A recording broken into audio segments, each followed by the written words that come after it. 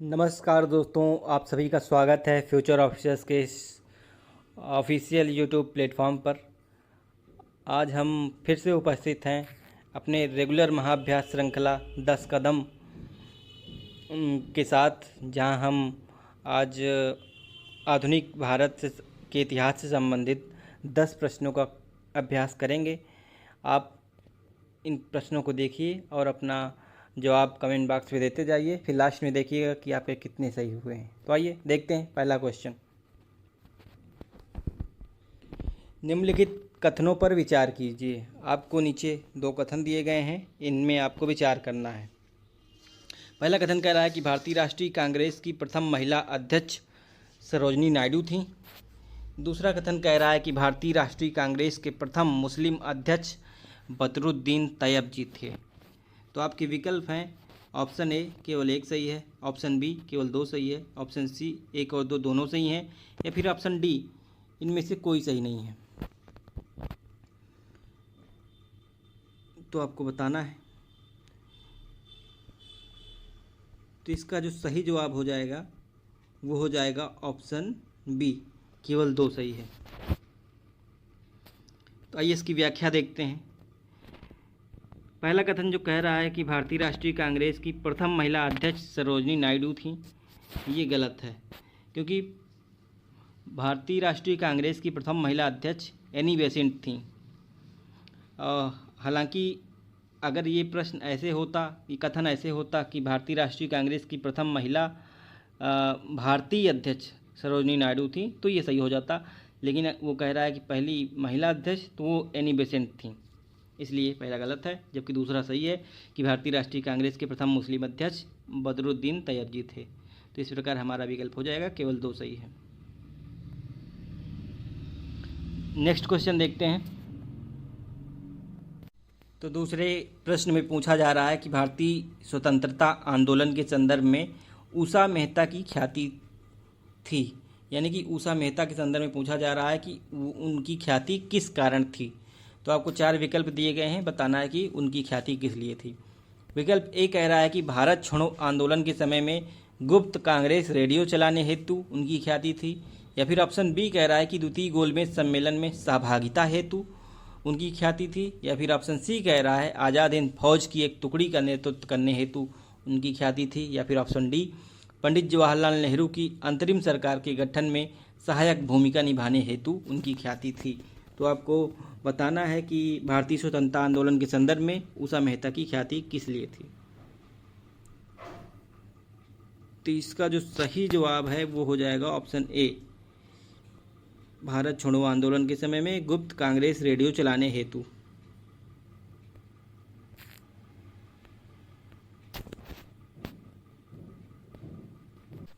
Next question देखते हैं, question number 3। 1920 में निम्नलिखित में से किसने अपना नाम परिवर्तित कर स्वराज सभा रख लिया था। तो बताना है कि निम्नलिखित में से किस ने अपना नाम परिवर्तित करके स्वराज सभा रख लिया था 1920 में। ऑप्शन ए है all India home rule league, option B है हिंदू महासभा, ऑप्शन सी है साउथ इंडियन लिबरल फेडरेशन, या फिर ऑप्शन डी है the servants of India society. तो आपको बताना है कि 1920 में इनमें से किस ने अपना नाम स्वराज सभा रख लिया था। तो इसका जो सही जवाब है वो हो जाएगा option A, all India home rule league. तो all India home rule league ने अपना नाम परिवर्तित करके 1920 में स्वराज सभा रख लिया था। इसको ध्यान रखिएगा, बहुत ही इंपॉर्टेंट क्वेश्चन है। नेक्स्ट क्वेश्चन देखते हैं, क्वेश्चन नंबर 4। ये पूछा जा रहा है इसमें कि अखिल भारतीय हिंदू महासभा के विषय में क्या असत्य है। तो आपको गलत कथन बताना है। मैंने बताया है कि जब भी असत्य आए तो आप वहाँ पे टिक जरूर कर लीजिए, ताकि आपको ध्यान रहे कि आपको बताना क्या है। नहीं तो फ्लो में हम अक्सर समझते हैं कि सत्य पूछा जा रहा है तो आते हुए क्वेश्चन गलत हो जाते हैं। तो आपको असत्य बताना है। तो आइए कथन देखते हैं। पहला कथन कह रहा है कि इसका गठन मुस्लिम लीग के गठन एवं पार्लियामेंटो सुधार में पृथक निर्वाचन मंडल के प्रतिक्रिया स्वरूप हुआ था। किसका गठन? अखिल भारतीय हिंदू महासभा। आपको ध्यान रखना है कि अखिल भारतीय हिंदू महासभा के संदर्भ में बात हो रही है कि इसका गठन मुस्लिम लीग के गठन एवं पार्लियामेंटो सुधार में पृथक निर्वाचन मंडल के प्रतिक्रिया स्वरूप हुआ था। या फिर कथन 2 कह रहा है कि इसका प्रथम अधिवेशन 1916 में आयोजित किया गया। कथन 3 यहाँ पे स्पष्ट नहीं है, जबकि कथन, चलिए 3 छोड़िए, कथन 4 को ही 3 आप मान लीजिए। इसमें कहा जा रहा है कि इसके सदस्य केशव बलिराम हेडगेवार ने 1925 में महासभा से अलग होकर राष्ट्रीय स्वयंसेवक संघ नामक एक हिंदू स्वयंसेवक संगठन का गठन किया था, यानी कि आरएसएस का गठन किया था 1925 में। तो आपको बताना है कि अखिल भारतीय हिंदू महासभा के संदर्भ में कौन सा कथन गलत है। विकल्प है आपका केवल एक, बी में है 2 और 3, सी में है 1, 2 और 3, या फिर विकल्प डी है, इनमें से कोई नहीं। तो आप इसको ही समझिए, तीसरा वाला जो है, चौथा नंबर पे जो दिया है वही तीसरा कथन है आपका। इसमें 4 कथन नहीं है, 3 ही कथन है। टाइपिंग थोड़ा मिस्टेक हो गई है, तो आपको विकल्प देख के बताना है कि इनमें से कौन सा सही नहीं है। तो इसका जो सही जवाब हो जाएगा वो हो जाएगा ऑप्शन डी, इनमें से कोई नहीं। यानी कि तीनों कथन जो दिए गए हैं वो तीनों कथन सही हैं, इसलिए कोई कथन इनमें से गलत नहीं है।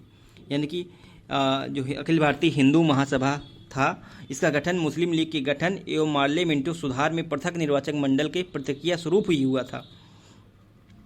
और दूसरा कथन जो कह रहा है कि इसका प्रथम अधिवेशन 1916 में आयोजित किया गया था, तो ये भी बिल्कुल सही है। और तीसरा कथन जो कह रहा है कि इसके सदस्य केशव बलिराम हेडगेवार ने 1925 में महासभा से अलग होकर राष्ट्रीय स्वयंसेवक संघ नामक एक हिंदू स्वयंसेवक संगठन का गठन किया था, ये भी बिल्कुल सही है। और ये भी आपको याद रखना है कि आरएसएस का गठन 1925 में हुआ था, और इसके संस्थापक कौन थे? केशव बलिराम हेडगेवार। आज के लिए चर्चा में भी है आरएसएस, तो इसको ध्यान रखिएगा।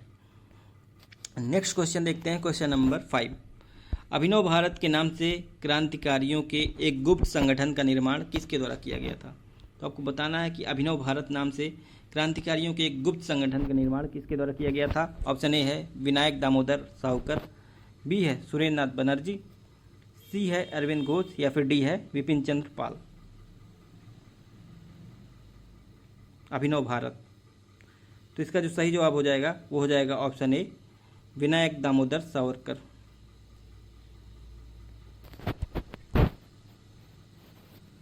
नेक्स्ट क्वेश्चन देखते हैं, क्वेश्चन नंबर 6। अल हिलाल नामक समाचार पत्र का प्रकाशन किसने आरंभ किया था? तो अल हिलाल जो समाचार पत्र था उसके प्रकाशक का नाम पूछा गया है। ऑप्शन ए है फिरोज शाह मेहता, ऑप्शन बी है मोतीलाल नेहरू, ऑप्शन सी है मौलाना मोहम्मद अली, या फिर ऑप्शन डी है मौलाना अबुल कलाम आज़ाद।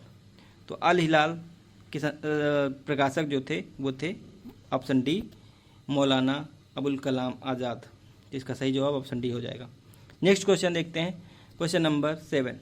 भारतीय स्वतंत्रता संग्राम के संदर्भ में निम्नलिखित कथनों पर विचार कीजिए। तो आपको नीचे 3 कथन दिए गए हैं, इन पर विचार करना है। क्या विचार करना है कि इन घटनाओं को कालक्रम अनुसार व्यवस्थित करना है। यानी नीचे 3 घटनाएं दी गई हैं, इनको आपको क्रम से लगाना है कि कौन सी पहले हुई थी, उसके बाद कौन सी हुई थी। तो पहली घटना है कि अखिल भारतीय मुस्लिम लीग का गठन, दूसरी घटना है बंगाल का विभाजन, तीसरी घटना है कांग्रेस का सूरत विभाजन। तो आपके विकल्प जो दिए गए हैं option A 1 2 3, option B 3 1 2, option C 2 1 3, option D 2 3 1। तो इसकी व्याख्या देख लेते हैं, आपको विकल्प अपने आप मिल जाएगा। तो इसमें पहला कह रहा है कि अखिल भारतीय मुस्लिम लीग का गठन, तो मुस्लिम लीग का गठन जो है वो 1906 में हुआ था। बंगाल का विभाजन आप जानते हैं 1905 में हुआ था, अक्टूबर 1905। कांग्रेस का सूरत विभाजन ये आप पता है 1907 में हुआ था, नरम दल और गर्म दल इसी में बट गए थे। तो इस प्रकार अगर आप देखें तो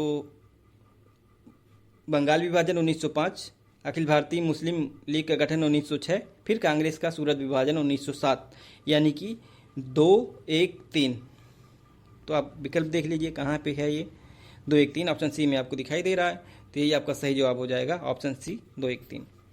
नेक्स्ट क्वेश्चन, क्वेश्चन नंबर 8। दक्षिण अफ्रीका में संघर्ष के दौरान महात्मा गांधी द्वारा निम्नलिखित में से कौन सा समाचार पत्र शुरू किया गया था? तो आपसे पूछा जा रहा है कि महात्मा गांधी जब दक्षिण अफ्रीका में संघर्ष कर रहे थे तो उस दौरान उन्होंने कौन सी समाचार पत्र का प्रकाशन शुरू किया था? ऑप्शन ए है यंग इंडिया, ऑप्शन बी है इंडियन ओपिनियन, या फिर ऑप्शन सी है नवजीवन, या फिर ऑप्शन डी है हिंद स्वराज। तो गांधी जी ने दक्षिण अफ्रीका में संघर्ष के दौरान, जो इसका सही विकल्प हो जाएगा वो है ऑप्शन बी, इंडियन ओपिनियन नामक समाचार पत्र का प्रकाशन शुरू किया था।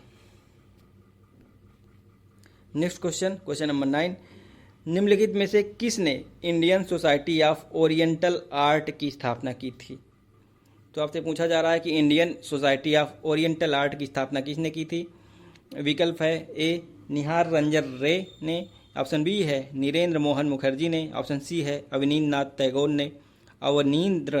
टैगोर ने, ऑप्शन सी है बारेंद्र कुमार घोष ने। तो Indian society of oriental art, इसकी स्थापना की थी ऑप्शन सी अवनींद्रनाथ टैगोर ने। तो इस प्रकार आपका विकल्प सही हो जाएगा option C Abanindranath Tagore. Next question number 10 और आज का आखिरी सवाल पूछा जा रहा है कि इंडियन ओपिनियन पत्रिका के प्रथम संपादक कौन थे? अभी आपने देखा कि महात्मा गांधी ने अफ्रीका में अपने आंदोलन के दौरान, संघर्ष के दौरान इंडियन ओपिनियन नामक पत्रिका का प्रकाशन किया था। तो उसी संदर्भ में अब आगे क्वेश्चन पूछा गया है कि इसके प्रथम संपादक कौन थे? ए है एम.के. गांधी यानी महात्मा गांधी खुद, या फिर ऑप्शन बी अल्बर्ट वेस्ट, या फिर ऑप्शन सी महादेव देसाई, या फिर ऑप्शन डी मनसुख लाल नजर। तो इसका जो सही जवाब है वो है ऑप्शन डी मनसुख लाल नजर। तो मनसुख लाल नजर इंडियन ओपिनियन के पहले संपादक थे। तो आज के लिए इतना ही, बहुत बहुत धन्यवाद। आप हमारे टेलीग्राम चैनल से भी जुड़ जाइए ये QR स्कैन करके, और वहाँ पे रेगुलर बेसिस पर करंट अफेयर्स और GS से संबंधित महत्वपूर्ण फैक्टों पर जो प्रोवाइड किए जाते हैं मैटर, उनसे आप अपने आप को अपडेटेड रखिए। बहुत बहुत धन्यवाद।